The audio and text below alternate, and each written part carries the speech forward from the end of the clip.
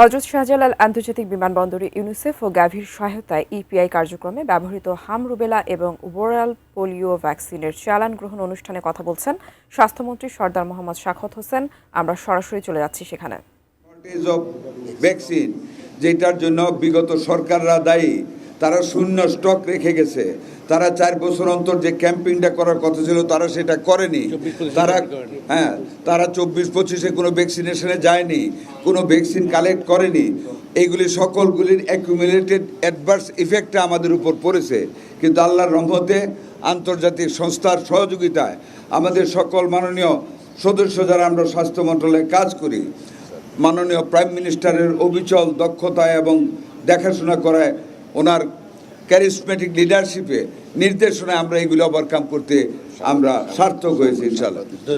এবং আমি বলি সবচেয়ে সহযোগিতা পেয়েছি আমরা আপনাদের কাছ থেকে, যে আপনারা বিভিন্ন জায়গা থেকে বিভিন্ন মেসেজ আমাদেরকে দিয়ে আমাদের কার্যক্রমটা জাতির কাছে তুলে যে পজিটিভ একটা অ্যাটিটিউড মানুষের সৃষ্টি করেছেন, এটা তো আমরা অনেকটা সার্থক হয়েছি। কাজে আপনাদের প্রতি আমরা কৃতজ্ঞ।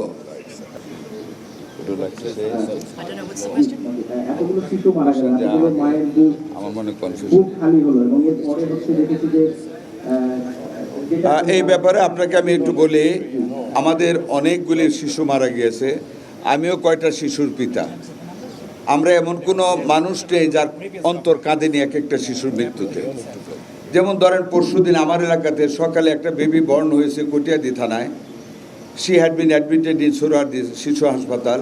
ইভিনিংয়ে সে মারা গেছে। এটাও লেখছে হামেস, নট হাম। মায়ের পেট থেকে সে ক্রনিক নিউমোনিয়া নিয়ে এসেছিল, সেম ডেতে মারা গেছে। পরশুদিন যে 17টা মৃত্যুর কথা এসেছে তার 2টা ডেজিগনেটেড হামের মৃত্যু, 15টা নিউমোনিয়া আগে থেকে আঘাতপ্রাপ্ত হয়েছে।